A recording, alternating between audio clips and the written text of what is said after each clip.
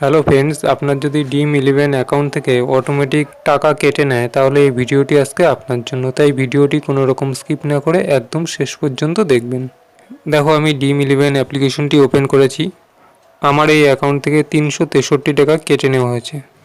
এক একজনের অ্যাকাউন্ট থেকে এক এক রকম অ্যামাউন্ট কেটে নেওয়া হচ্ছে কেন, সেটাই আজকে আমি এই ভিডিওর মাধ্যমে বলবো। দেখো, এখানে মাই ব্যালেন্স এর উপরে ক্লিক করব। তারপরে দেখো এরকম একটি পেজ ওপেন হয়েছে। তারপরে এখানে দেখো মাই ট্রানজাকশনস, এখানে ক্লিক করব। তারপরে দেখো এরকম একটি পেজ ওপেন হয়েছে। তারপরে ডান দিকে দেখো টিডিএস, এখানে ক্লিক করব।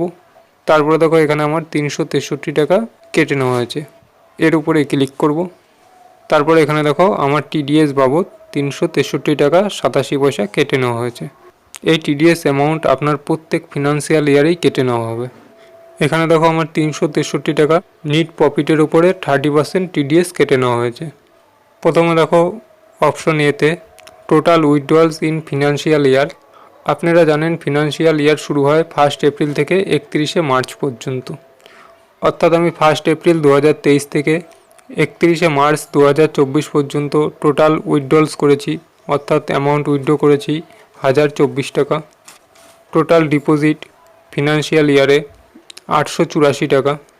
Opening balance at the beginning of financial year, অর্থাৎ আমার ফিনান্সিয়াল ইয়ারের শুরুতে অর্থাৎ 1 এপ্রিল 2023-এ আমার ব্যালেন্স ছিল 139 টাকা 91 পয়সা।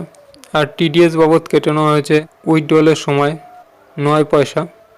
আর এখানে দেখো ক্লোজিং ব্যালেন্স 31/3/2024-এ 1212 টাকা 91 পয়সা। তারপর দেখো your taxable amount A-B-C-E plus D, অর্থাৎ 1212 টাকা 91 পয়সা। আর এখানে দেখো টিডিএস 30%, অর্থাৎ যত টাকা আমার নিট প্রফিট হয়েছে তার উপরে 30%। অর্থাৎ এখানে যে অ্যামাউন্টটা দেখতে পারবেন ইওর ট্যাক্সেবল অ্যামাউন্ট, এখানে 1212 টাকা, এর উপরে 30%, অর্থাৎ 363 টাকা 87 পয়সা আমার অ্যাকাউন্ট থেকে কেটে নেওয়া হয়েছে। আপনাদের অ্যাকাউন্ট থেকে হয়তো এক এক রকম অ্যামাউন্ট কেটে নেবে, অর্থাৎ আপনার যা নিট প্রফিট হবে তার উপরে টিডিএস কেটে নেওয়া হবে। এই টিডিএস কেটে নেওয়া হচ্ছে গভর্নমেন্টের রুলস অনুযায়ী। হ্যালো ফ্রেন্ডস, আপনারা বুঝতে পারলেন যে প্রত্যেক ফিনান্সিয়াল ইয়ারের শেষে অর্থাৎ 31 মার্চে আপনি যত টাকা নিট প্রফিট করবেন তার উপরে 30% টিডিএস কেটে নেওয়া হবে। আর আপনি যদি ফিনান্সিয়াল ইয়ারের মাঝখানে টাকা উইথড্রল করেন তাহলে আপনার 30% টিডিএস কেটে নেওয়া হবে। আর টাকা উইথড্রল যদি না করেন তাহলে ফিনান্সিয়াল ইয়ারের শেষে 30% টিডিএস কেটে নেওয়া হবে আপনার নিট প্রফিটের ওপর। টিডিএস কাটার পরে যে অ্যামাউন্টটি থাকবে, অর্থাৎ আমার 849 টাকা আছে, এই অ্যামাউন্টটি পরবর্তীতে নতুন ফিনান্সিয়াল ইয়ারের ওপেনিং ব্যালেন্স হবে। এই ওপেনিং ব্যালেন্স থেকে আর ভবিষ্যতে টিডিএস কাটবে না।